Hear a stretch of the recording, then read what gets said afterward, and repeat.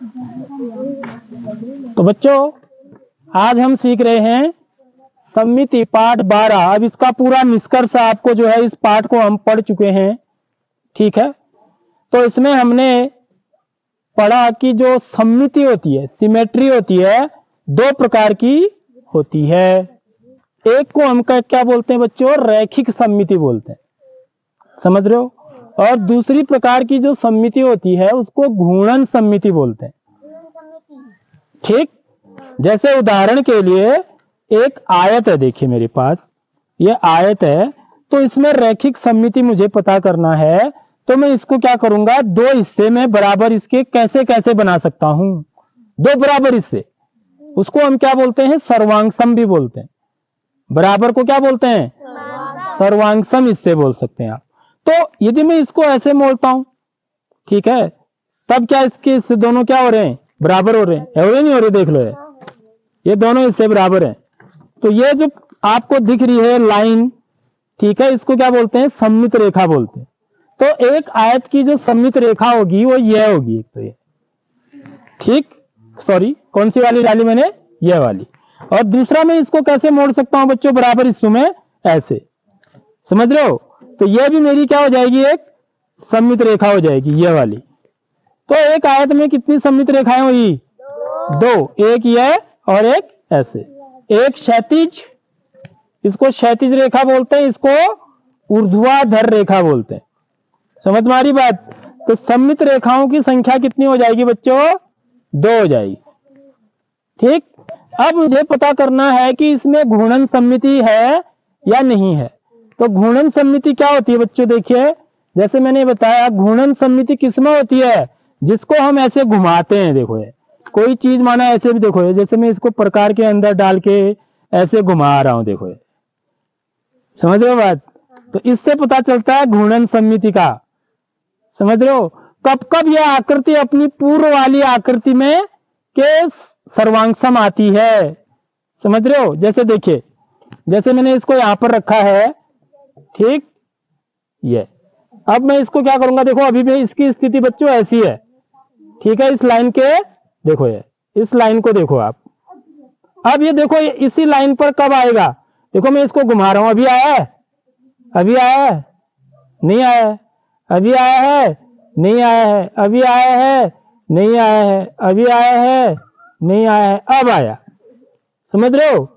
तो इसको पता करने के लिए मैं कब आया कब नहीं आया कैसे पता करूंगा बच्चों, मैं यहां पर क्या कर देता हूं, इसके कोने में एक मार्क लगा देता हूं, ऐसे देखो ये गोला लगा दिया मैंने ऐसे, इसी से पता चलता है, समझ रहे हो, नहीं तो पता नहीं चल पाएगा। तो यहां पर मैंने गोला लगाया और मैं इसको घुमा रहा हूं, किस दिशा में, दक्षिणावर्त दिशा में। देखो ये घड़ी की सुई की घूमने की दिशा दक्षिणावर्त दिशा, ठीक है। यहां से देखो अभी इसकी ये, इसको देखो अब ये पॉइंट कहां पर है, ठीक है, जो चौक लगा हुआ है यहां पर है। अब देखिए कब आता है इस स्थिति में, देखो अब आ गया ना, देख रहे हैं। अब ठीक पहले का जैसा बना, नहीं बना, पहले का जैसा बन गया ना, समझ में आ रही नहीं है, पहले ऐसी था, नहीं आ रही बात समझ में, नहीं आ रही तो देखो मैं इसका चित्र ही बना लेता हूं, तब आपके समझ में आएगा। इस बात को समझना बहुत जरूरी है बच्चों। देख लो ये अभी इसकी स्थिति ऐसी है, यह समझिए आप, ये ऐसी है। तो देखो मैं इसको हटा देता हूं, तो ऐसी है इसकी स्थिति अभी, समझ रहे हो, देख लो ध्यान से यहां पर। तो देखिए अब मैं इसको यहां पर रखता हूं, ये इसका केंद्र कहलाता है, जहां मैं इसको घुमा रहा हूं ना, ये जहां पर प्रकार की नोक रखी है, ये क्या कहलाता है, घूर्णन केंद्र कहलाता है। अब मैं इसको घुमा रहा हूं और देखेंगे आपकी कब यह अपनी पूर्व स्थिति में आता है। देखो इसको कैसे था, पहले ऐसे था ना, देख लो पहले यहां पर है, देखो ये ठीक बात, अभी यहां पर है ना। अब इसी के समांतर कब आता है, देखो ये आ गया ना, बन गया नहीं बन गया, इसी बॉक्स में फिट आ रहा है, आ रहा नहीं आ रहा है, इसी बॉक्स के अंदर फिट आ रहा है ना। तो लेकिन अभी ये यहां पर है, देख लो यानी कि एक बार मैंने घुमाया इसको पूरा कितने अंश घुमा दिया मैंने बच्चों इसको, देखो एक बार और दूसरी बार, देखो ये 2 बार बन रही है इसकी आकृति, पहले के जैसी। पहले के जैसी आकृति कितनी बार बन रही है? 2 बार। कब? देखो ये एक बार, ठीक, पहले का जैसा हो गया ना। दूसरी बार देखो ये पहले का जैसा हो गया। समझ लो इस बात को ध्यान से, देख लो अभी यहां पर है, ठीक है, ये इसका हिस्सा नहीं है वैसे, समझ रहे हो, सिर्फ आपको समझाने के लिए। देखो मैंने इतना घुमाया इसको, ये बन गया ना पहले का जैसा। अब एक बार और घुमाया, ये देखो बन गया ना पहले का जैसा, यानी कि 2 बार घुमाने पर बन रहा है, समझ रहे हो। तो वो ये क्या कहलाता है? इसका क्रम कहलाता है। समझ रहे हो बात? कितनी बार घुमाने पर आ रहा है? 2 बार। तो यदि, सॉरी, हाँ मैं आयत की इसकी समझा रहा हूं, क्योंकि आयत की बताना है मेरे को आपको, मैं यहां से आपको समझाने का प्रयास किया, ठीक। मुझे किसका बताना है? आयत का। तो देखिए आयत में भी सेम वही करेंगे, ये इसका केंद्र है, ठीक। मैं यहां पर क्या कर लेता हूं, इसको ऐसे रख लेता हूं, क्योंकि यहां पर मैंने मार्क लगाया हुआ है, देख लो, ठीक। अब ऐसी इस स्थिति पर यह कब कब आता है? देखो ये अब आ गया ना, पहले वाली स्थिति में आ गया, समझ रहे हो बात। मार्क यहां पर है, अब फिर यहां पर ऐसे घुमाता हूं, देखो ये दूसरी बार में फिर आ गया, यानी कि 2 बार में आ रहा है, ठीक है। तो इसलिए इसकी जो घूर्णन सममिति का क्रम होगा वो कितना होगा? 2 होगा, आयत में भी, ठीक। और जो कोण बनेगा कितने अंश का बनेगा फिर, क्योंकि 2 बार में हो रहा है, तो 360 ही कुल कितना घूमता है बच्चों एक चक्कर में? कोई भी चीज एक चक्कर में कितना अंश घूमती है? 360 अंश। अब वो 360 अंश कहां हो सकता है? दक्षिणावर्त में भी या वामावर्त में भी। दक्षिणावर्त बोलते हैं घड़ी के सुई के घूमने की दिशा, और वामावर्त बोलते हैं घड़ी की सुई की घूमने की दिशा की उल्टी दिशा। देखो एंटी क्लॉकवाइज, इसको क्लॉकवाइज बोलते हैं यदि ऐसे घुमाते हैं, और यदि ऐसे घुमाते हैं तो उसको एंटी क्लॉकवाइज या वामावर्त बोलते हैं हिंदी में, ठीक है। तो इसमें जो कोण बनेगा, कुल कोण कितने अंश का होता है? 360 अंश का। और इसमें घूर्णन सममिति का क्रम कितना है? 2। तो भाग दे देंगे, यानी कि कितने अंश के कोण पर बन रहा है सर्वांगसम आकृति? 360 का आधा कितना हुआ? 180 अंश। मेरी बात आ गई समझ में? अब देखिए अगला उदाहरण। अगली आकृति मेरे पास क्या है बच्चों? एक वर्ग है। क्या है बच्चों? एक वर्ग। अब इसको मैं कितने प्रकार से बराबर हिस्सों में फोल्ड कर सकता हूं? देखिए, एक तो मैं इसको ऐसे कर सकता हूं, एक सममित रेखा होगी, समझ में आ गई बात? देख लो ये दोनों सर्वांगसम है। फिर मैं इसको ऐसे कर सकता हूं, तो सममित रेखाएं कितनी होगी? 2। अब मैं इसको विकर्ण, ये विकर्ण बोलते हैं इसको, विकर्ण की तरह भी फोल्ड कर सकता हूं। पहला विकर्ण, तो 3 देख लो ये दोनों बराबर बन रहे हैं। और चौथा मैं इसको कैसे फोल्ड कर सकता हूं? इस विकर्ण के परितः, ये। तो यानी कि एक वर्ग में कितनी सममित रेखाएं हैं बच्चों? 4 सममित रेखाएं हैं। तो मैं यहां पर दिखा सकता हूं कौन कौन से हैं। तो कई बार आपका ऐसे दिखाना भी आता है, यानी कि पहली सममित रेखा मेरी यह थी, क्षैतिज, दूसरी ऊर्ध्वाधर, तीसरी इस विकर्ण से, और चौथी इस विकर्ण से। तो इसमें सममित रेखाओं की संख्या कितनी है? 4 है, ठीक है।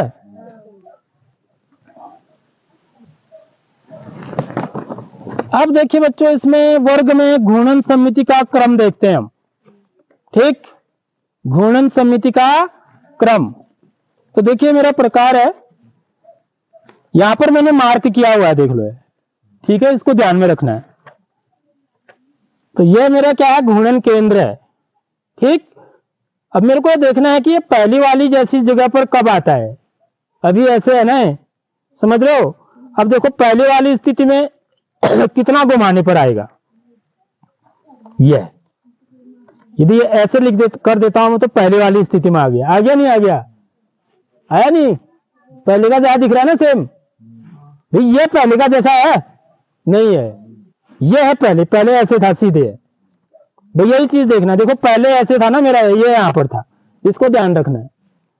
तो पहली वाली स्थिति यह है, दूसरी वाली स्थिति यह है। देखिए अब ये पहले का जैसा ही दिख रहा है, ठीक। फिर इसको थोड़ा और घुमाता हूं, देखिए ये अब भी ये पहले की स्थिति में आ गया, ठीक है। दूसरी बार यह तीसरी बार देखो ये पहले की जैसी स्थिति आ गई इसकी, समझ रहे हो बात। और यह चौथी बार, तो चौथी बार में ये अपनी जगह पर पहुंच रहा है, देख लो। और इसने कितना घुमाने पर 4 बार क्या कर रहे हैं बच्चा, ये पहले वाली स्थिति में आ रहा है अपने। कौन? वर्ग, समझ रहे हो। तो इसका मतलब इसमें घूर्णन सममिति का क्रम कितना है? 4 है। और घूर्णन कोण कितने अंश का होगा? 90 अंश का। समझ में आ रही बात। 360 को 4 से भाग देंगे तो 4 9 36, तो घूर्णन कोण 90 अंश का होगा। तो घूर्णन सममिति का क्रम हम किससे पता करते हैं? घूर्णन कोण से ही पता करते हैं, क्योंकि 90 अंश कितनी बार घूमेगा है? 4 बार, तब 360 अंश बनेगा ना। तो 4 बार क्या कर रहा है? अपनी पूर्व आकृति के सर्वांगसम आकृति बना रहा है, समझ रहे हो। इसलिए हम ये बोलेंगे कि वर्ग में क्रम 4 की घूर्णन सममिति है। ठीक है बात बच्चों। अब अगला देखिए, अब अगला है समबाहु त्रिभुज। यह है मेरा समबाहु त्रिभुज, ठीक। तो इसमें सबसे पहले हम रैखिक सममिति की जांच करते हैं। देखो यदि मैं इसको ऐसे फोल्ड करता हूं, देखिए देखो 2 बराबर हिस्से बन रहे हैं ना। ये कैसे किया मैंने? सीधे खड़ा। अब मैं इसको, तो एक सममित रेखा होगी, ठीक। अब मैं इसको ऐसे फोल्ड कर रहा हूं, देखिए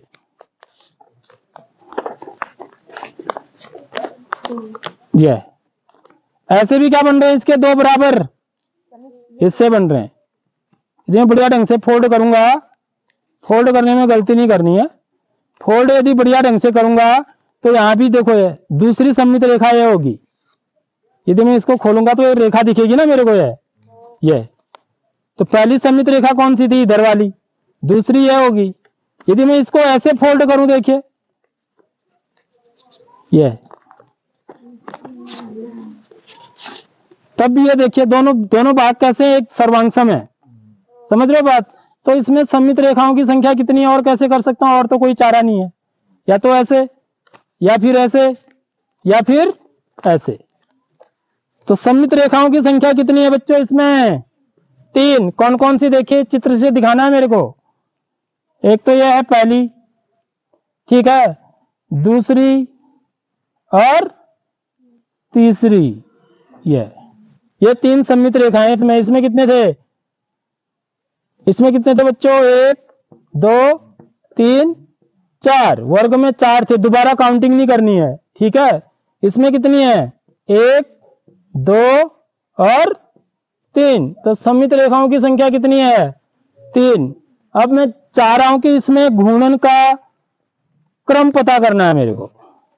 तो मैं क्या करूंगा? इसको केंद्र लेकर के घुमाऊंगा, इसका केंद्र मान के। देखो जहां पर ये तीनों रेखाएं मिल रही है ना, वो इसका केंद्र है। और मैं क्या करूंगा? एक जगह पर पॉइंट लगा दूंगा इसमें, जो कि इसका हिस्सा नहीं होगा। तो देखो इसमें पॉइंट लगाई हुआ है, ठीक है। अब देखो प्रकार से मैं इसको, अभी मेरा स्थिति ऐसी है, स्थिति देखनी है पहली तो ये वाली स्थिति देखनी है आपको। ये इसके समांतर है ना इस लाइन के, ये स्थिति देखो। कब कब ये इस स्थिति में आता है? घुमाने पर। और ये यहां पर है अभी, ठीक है। यहीं पर लाना है मेरे को घुमा के इसको। देखो घुमाया घुमाया घुमाया घुमाया, ये आ गया ना पहले का जैसा, बना नहीं, ठीक। एक बार फिर घुमाया, दूसरी बार ठीक है, फिर आ गया ना पूर्व वाली स्थिति में, फिर घुमाया तीसरी बार, देख लो ये, यानी कि 3 बार में बन रहा है। 3 बार क्या कर रहा है, अपनी पूर्व स्थिति में आ रहा है। एक चक्कर लगाने में, एक चक्कर लगाने में 3 बार क्या हो रहा है बच्चों, ये अपनी पूर्व स्थिति में आ रहा है, इसलिए इसके घूर्णन का क्रम क्या है, 3 है। समझ रहे हो? और घूर्णन कोण कितने अंश का होगा बच्चों, 360 बट्टे 3 बराबर कितना अंश, 3 एकम 3, 3 दूनी 6, 120 अंश। भारतीय 36 होता है ना, तो 120 अंश का कोण बनेगा इसमें घूर्णन कोण, किसमें, समबाहु त्रिभुज में। अब अंत में बात कर लेते हैं वृत्त की भी, ठीक है। ये वृत्त को देखिए, सममित रेखाओं की संख्या कितनी होती है इसमें, देखो। अब मैं वृत्त को ऐसे मोड़ रहा हूं, देखो ये, तो मेरे को क्या मिली, पहली सममित रेखा मिली, ठीक। फिर मैं इसको ऐसे मोड़ूं, ऐसे भी 2 बराबर हिस्से कर सकता हूं मैं इसके। 2 बराबर हिस्से कितने प्रकार से कर सकते हैं आप, दूसरी सममित रेखा ऐसे मोड़ूं,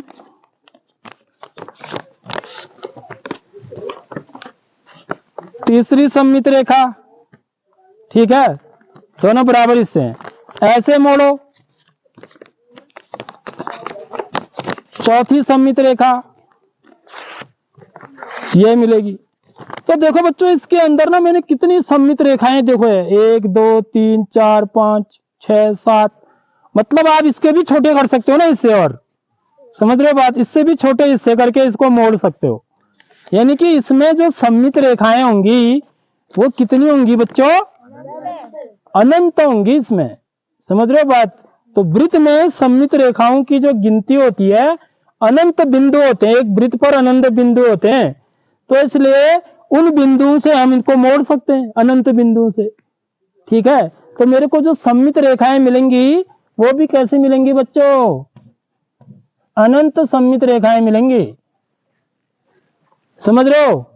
अब घूर्णन का क्रम देखिए, घूर्णन का मुझे क्रम पता करना है, तो मैं क्या करूंगा, इसको यहां पर देखो, इसका केंद्र ये लिया मैंने, अभी इसकी स्थिति यहां पर नोट कर लो, ये है। अब मैं इसको थोड़ा सा भी घुमाऊं ना, तो क्या है, अपनी स्थिति बदल रहा है, वृत्त, वृत्त को देखो, बिंदु को नहीं, क्या वृत्त की स्थिति बदल रही है, वहीं पर ही है ना, चेंज हो रहा है, नहीं हो रहा है। देख लो, बिंदु घूम रहा है, लेकिन देखो ये कितना भी घुमाओ आप, वृत्त उसी जगह पर है, सेम, समझ रहे हो। यानी कि हर कोण पर ये क्या दे रहा है मेरे को, सर्वांगसम आकृति दे रहा है, इसी के हर कोण पर, 1 अंश पर, 2 अंश पर, 3 अंश पर, समझ रहे हो बात।